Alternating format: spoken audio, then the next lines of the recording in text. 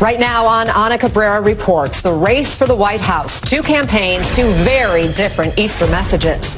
And a question, can Trump do anything that would turn off his evangelical base? Also ahead, a new deadline for the former president. Just days left now to post a $175 million bond. Does he have the money? Plus, Alec Murdaugh back in court, this time facing sentencing for financial crimes. How much longer he could face behind bars? And did he break his plea deal? And later...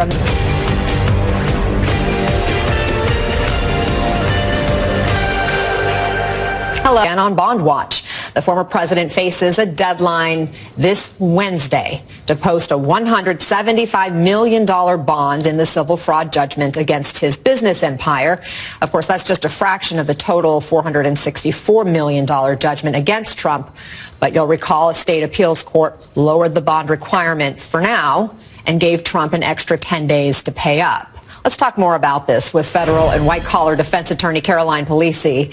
Caroline, Trump's team had said they weren't able to find a company to post that $464 million amount. $175 million, still huge. Do you expect he'll get that money? And if he doesn't, then what?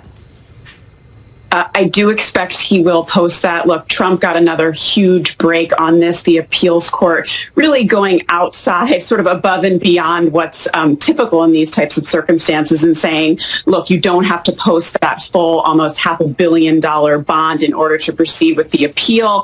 I would note that it has nothing to do with the underlying judgment of the $450 some odd million. The appeals court didn't sort of knock that down, but they're just basically saying, look, you can move forward with an appeal. We'll review the underlying merits of the case. But in doing so, they did say, we got to move this along. Typically, a litigant would be granted up to 9 months in order to place that appeal. The appeals court here in New York said, let's move this along. I think it's in July that he's going to have to do so. They also struck down a restriction that Trump couldn't do business with New York lending institutions. And so, look, a lot has transpired since this decision, including the Truth Social deal. I don't think Trump will have that much of an issue posting this bond. But if he doesn't, obviously Tish James can move forward with placing liens on his properties in New York. So essentially at this point, the appeals court saying we're going to take up the judgment in its totality. We'll take a look at this case. For now, this is paused, the part about doing business in the state, which he was restricted to based on the judgment, as well as his sons and other business people who were co-defendants that were part of the Trump organization. The full $464 million? Well, if the appeals court upholds the ruling, right, Anna? I mean, a lot of legal scholars have noted that this sort of interesting move by the appeals court may be indicative of their feelings about that total judgment on the merits. Appeals courts often strike down or lessen the amounts of disgorgement in these types of cases. So the decision itself technically has nothing to do with whether or not they are going to uphold that. But people have inferred that potentially they may either strike it down or lower that amount.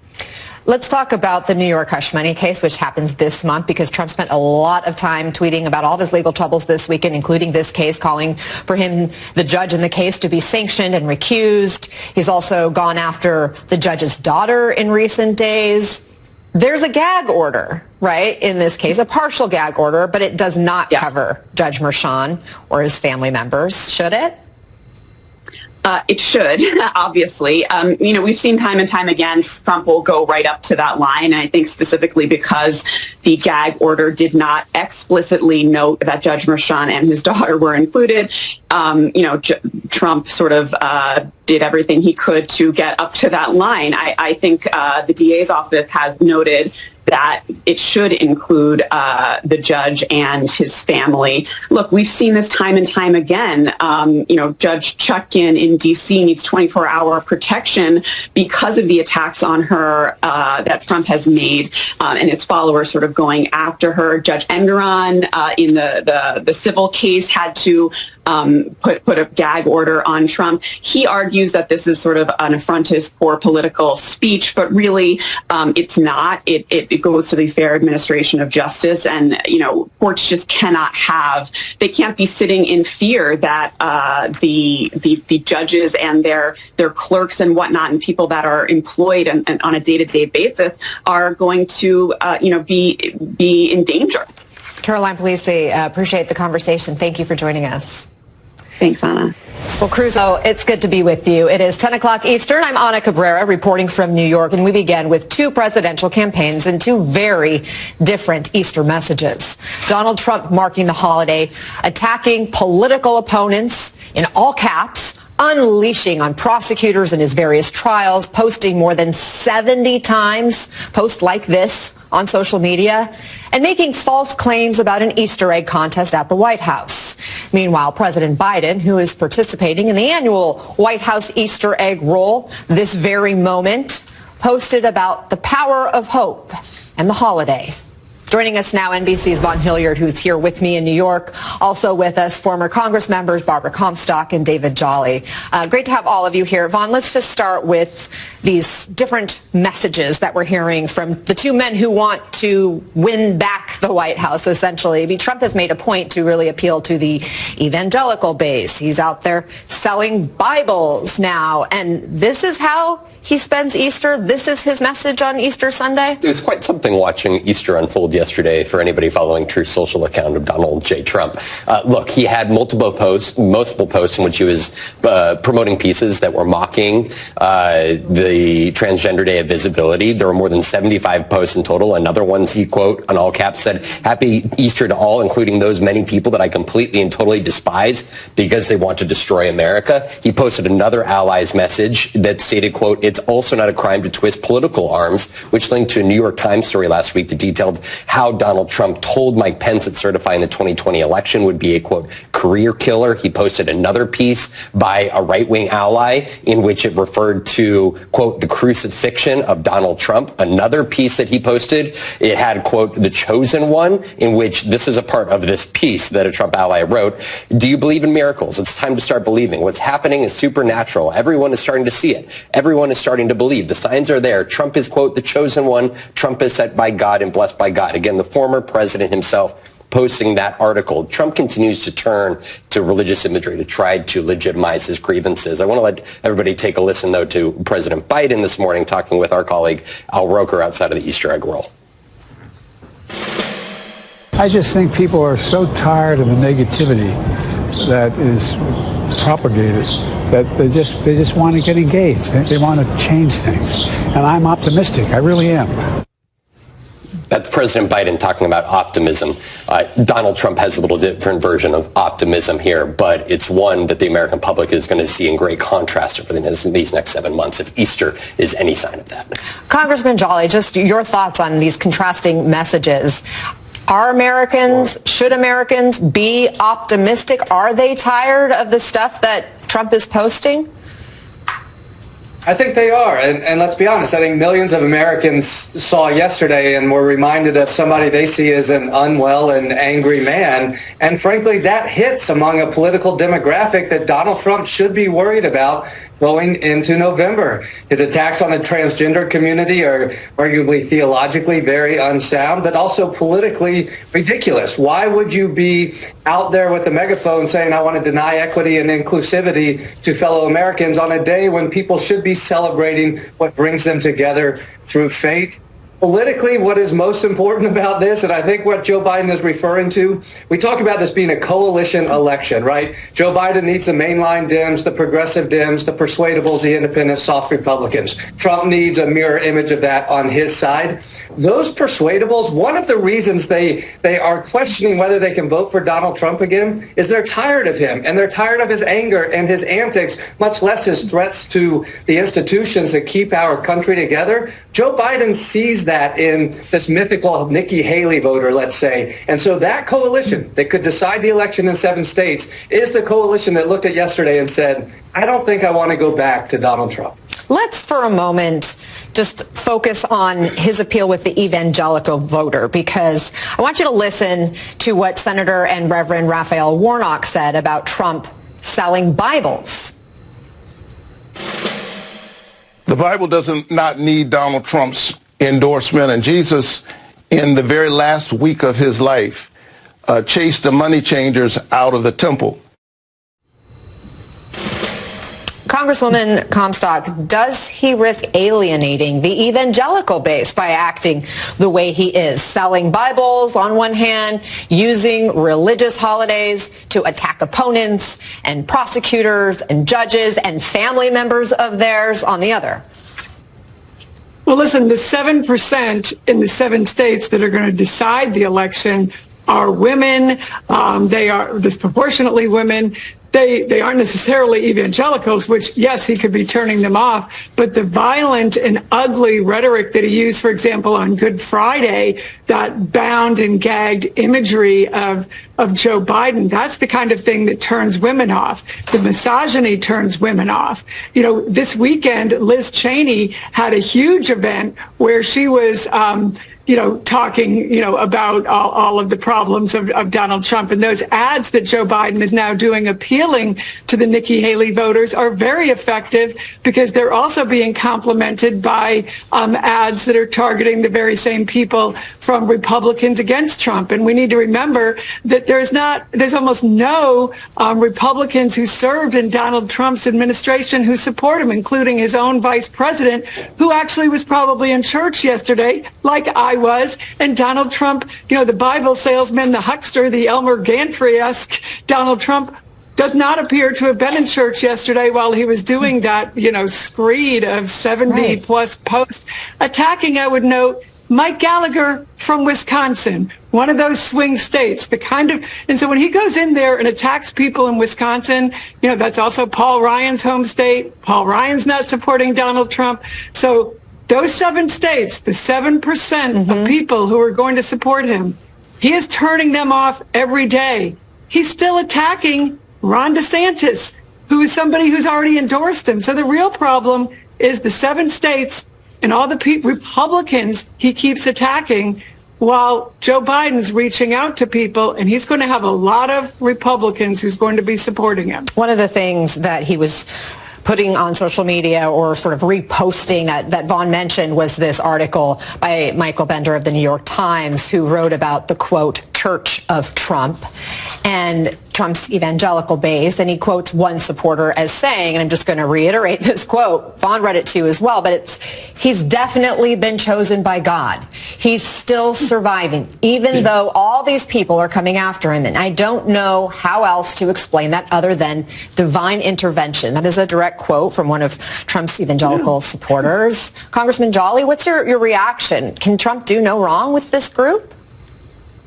Well, I think it depends on how narrowly tailored we want to make the evangelical demographic, if you will. For many, they see Donald Trump as a perfect vessel despite his own imperfections. It's almost a tenet of the evangelical Christian movement. Somebody, despite all of his imperfections, who delivered the repeal of Roe in the Dobbs decision, or who gave them the judges. And so, they see God as working through Donald Trump despite his imperfections. At times, the vanity can go too far. I mean, I think many evangelicals look at Donald Trump's actions yesterday and say, is this a guy who feels like he's in competition with Jesus Christ? He was intimidated by the attention that Jesus got on Easter because the vanities on display are that raw, and it cuts against all the other teachings of the evangelical Christian movement. Like, I think the evangelical church will remain behind Donald Trump in lockstep. However, there is some bleed depending on how wide we make that lane. Take a post-Dobbs world. Some evangelical women are sitting in the pews yesterday saying, I'm not voting for Donald Trump because I actually think a Roe framework is better. Those losses, those voters matter to Joe Biden getting reelected. Well, let's talk about this post that's getting a lot of blowback and criticism, controversial post that we're not going to show because of how disturbing it is. It's a fake video of a fake picture of a bound President Biden in the back of a pickup truck. Is the Trump campaign responding at all to the blowback it's getting? This is a moment here where Donald Trump, over the course of the last 9 years is ever more in control of his own messaging. There is no walking back. There is no regret. You know, of campaigns past, there would be moments where, like, okay, campaign managers, candidate, they huddle together and they say, we got to fix this. There's going to be blowback, right? Donald Trump actively posted this video on his own social media account. We have seen violent imagery. We have heard that echoed by his supporters. All of this is the stakes of this election here, what Donald Trump calls the final battle of 2024. That was the decision to post that video. This for the campaign is Donald Trump's campaign. Donald Trump is going to continue to put out this sort of imagery. We have no reason not to believe that that is the case, and we have no reason to expect that there will be any walk back from his campaign from instances like this. Congresswoman Comstock, how concerned are you about the potential for Trump's rhetoric or his posts to, again, inspire violence like we saw on January 6th? And I'm thinking about the people who have since been arrested and tried for crimes related to January 6th who said they were just doing what they thought Trump wanted them to do. Well, I serve on the National Council of Election Integrity, and we're very concerned about the increased violence against members of Congress. Obviously, we're very concerned about, what happened on January 6th. We were formed before the 2020 election because we were concerned about potential violence, no matter what the outcome was going to be in the 2020 election. And I personally am very concerned about the extension of pardons that Donald Trump has already made to the January 6th, felons, people who have pled guilty, who said they were guilty of those crimes of attacking Capitol Hill police officers who I worked with. Many of those were my constituents, people who were assaulted, over 140 officers who were injured, who Donald Trump continues to, talk about those people who pled guilty as being hostages when we know they were violent criminals, and we've seen those pictures. So that is very disturbing when we know he's attacking judges, when he's attacking the families of judges, the current judge now this past week attacking his daughter. Those things are very disturbing because we know when he makes those type of attacks on people, those family members, people like my friend Liz Cheney, Adam Kinzinger, they've had death threats when Donald Trump, makes those attacks on them. He made that attack on Mike Gallagher. Right. Probably if you called Mike Gallagher, you will see that, attacks increased on him. We know during the speaker's battle when people went and said, hey, you've got to vote for Jim Jordan, there were death threats made against those who did not vote for Jim Jordan. So this is very troubling. It's an increasing problem, and it's why you're seeing members of Congress leave in droves because of that danger to them. And Congressman Jolly, Politico is reporting that Republicans there on Capitol Hill are urging Trump to tamp down on the attacks on his rivals and his comments about January 6th. Yeah. He doesn't seem to be listening. Yeah, and it's not working. And I would add to Barbara's comments that Donald Trump's out on bail right now in his criminal cases. He should be detained pre-trial if he's going to incite violence. And I think that's why Republicans are so concerned right now. They thought they were going to be in a very different place right now. They thought they would have Joe Biden impeached. They did not expect Donald Trump to be on trial, and they thought the economy would be in the tank. None of that has happened. Republicans are worried right now. Donald Trump, too much vanity to realize he's in trouble, but Republicans on the Hill know he is, and he is off message every time he steps out in front of the voters that he needs. That's why Republicans are worried, and they should be. And Congresswoman Comstock, coming back to something you touched on earlier, this caught my eye in Politico, writing, quote, while independents and crossover voters may have boosted former UN Ambassador Nikki Haley in some of the primaries, a chunk of true Republican voters still wished for someone else to be the party's nominee. So just take the sum total of everything we talked about today. And is Donald Trump doing what he needs to do to land those crossover independent voters? Oh, no, listen, in the words of Taylor Swift, we are never, ever getting back together again. That's why you're seeing, even with Nikki Haley not being in the race, you're still seeing, 14, 15% of those voters making that protest vote. And, of course, Donald Trump is still attacking Nikki Haley. As I mentioned, he and his campaign are still attacking Ron DeSantis, who endorsed him. He's saying, we don't need your voters.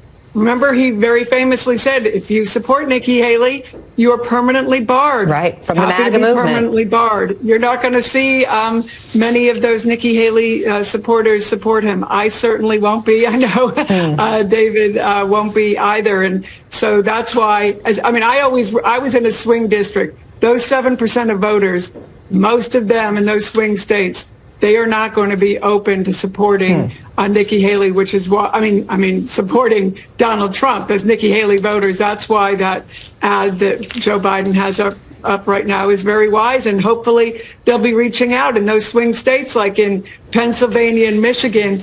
In 2022, Josh Shapiro and Gretchen Engler had huge support from Republicans in both of those states. You look at, they had huge rosters of Republicans, elected Republicans who supported them, from supervisors all the way up to former governors, and I think Joe Biden will too. Well, we have seen the Biden campaign make some ads targeting those Nikki Haley voters, trying to win over. Yeah, and of course in Arizona, he already has the McCains, Jeff Flake. Right. I expect he'll probably have people like the former Speaker of the House in Arizona too. Got to leave it there, guys. Thank you all so much. Von Hilliard, former Congresswoman Barbara Comstock, and former Congressman David Jolly.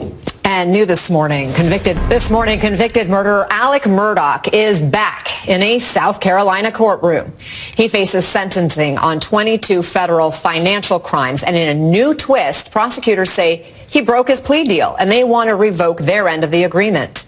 Joining us now, NBC's Priya Sridhar outside the courthouse in Charleston, South Carolina for us. Priya, Murdaugh is already serving a life sentence for murdering his wife and his son. And so these are separate crimes, separate charges. What does he face here, and what do we know about the claims he broke his plea deal?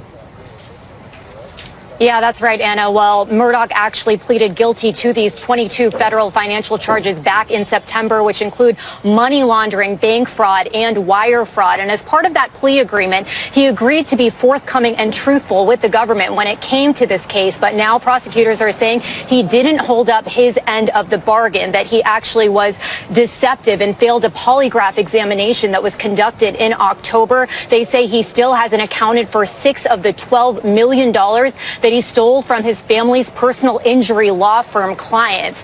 And so in addition to that plea agreement, he was supposed to serve whatever sentencing that the judge handed down in this situation concurrently with the state sentencing he already got for the same financial crimes, which was 27 years. So we were expecting that to be a similar sentencing happening at the same time. Now prosecutors are saying, listen, we want the stiffest sentencing possible, which could be up to 100 years. We don't want this to happen concurrently. We want this to happen consecutively. So it'll be interesting to see what happens in the courthouse today behind me, Anna.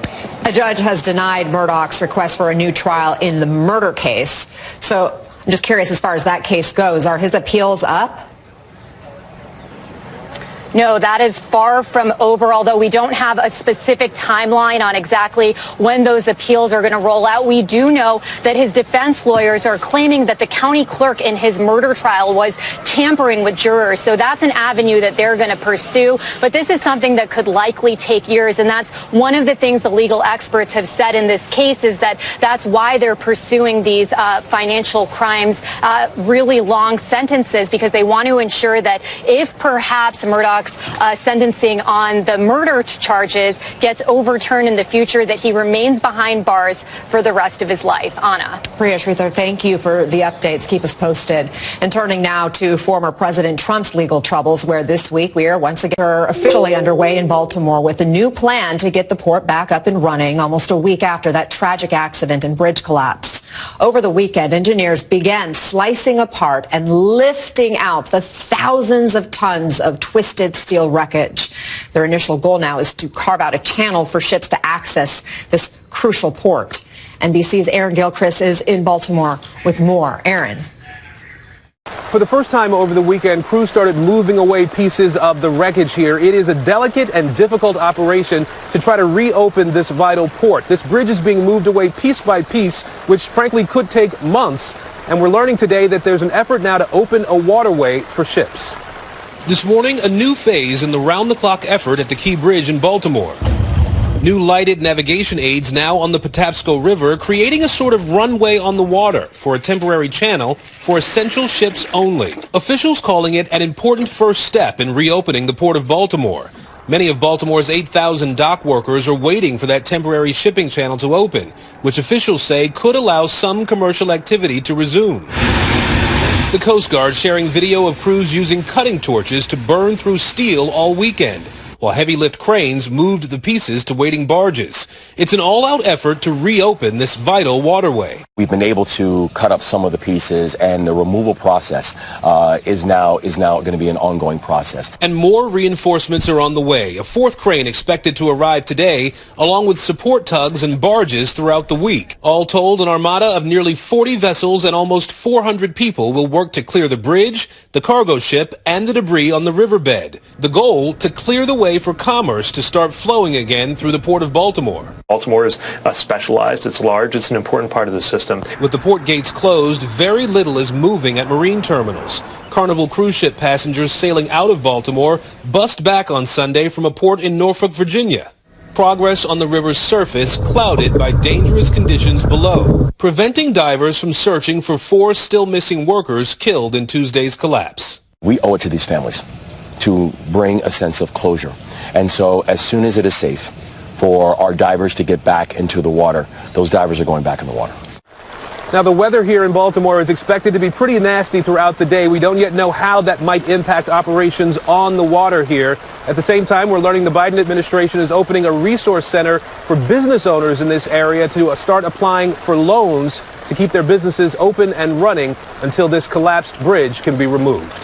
Back to you. Aaron Gilchrist, thank you. What a process there. Turning to a major storm making its way across the country now, with April bringing the threat of severe heavy rain, hail, even tornadoes to some central and expecting with the storm. Great to be here, Anna. Yes, April is off to a very stormy start here across the middle of the country, especially. We've got the threat for severe weather, all forms of severe weather, damaging winds, hail, and even the potential for some tornadoes. You can see that main risk area from right around Dallas extending up into the Hudson Valley. And we're even seeing the potential for some nighttime tornadoes, which can be particularly dangerous, of course, with people sleeping. Maybe they don't have a way to get some of those severe weather alerts. This is where we're seeing the higher likelihood of those really damaging tornadoes here from parts of Oklahoma all the way up to right around St. Louis. Now, by tomorrow, this threat starts to shift to the east, so we're still seeing that potential for damaging winds, hail, and a couple of tornadoes there from parts of Alabama all the way up into the Ohio Valley. So aside from those damaging storms, also 8 million people at risk for some flooding as well. You can see our flood watch in effect from parts of Indiana right through Columbus and southern Ohio into parts of West Virginia, and that in effect through Tuesday. So we'll see rounds of rainfall from this as well. So that main focus for today, again, parts of the plains up into the Midwest from Oklahoma up toward Illinois, heavy rain, and of course those damaging thunderstorms for Tuesday. That threat starts to shift into Tennessee and the Ohio River Valley. Now, I did want to show you on Wednesday, we get sort of another storm to develop offshore here. This pulls in colder air, and you can see an area of snow developing on the backside of this. So a very stormy start to April. We have the severe weather. We're, of course, getting into severe weather season.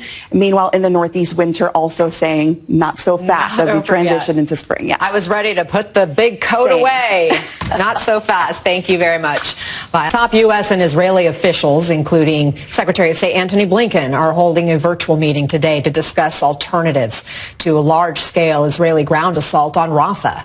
This meeting was supposed to be in person at the White House last week, but Israeli Prime Minister Benjamin Netanyahu canceled it after the U.S. let a UN ceasefire resolution move forward.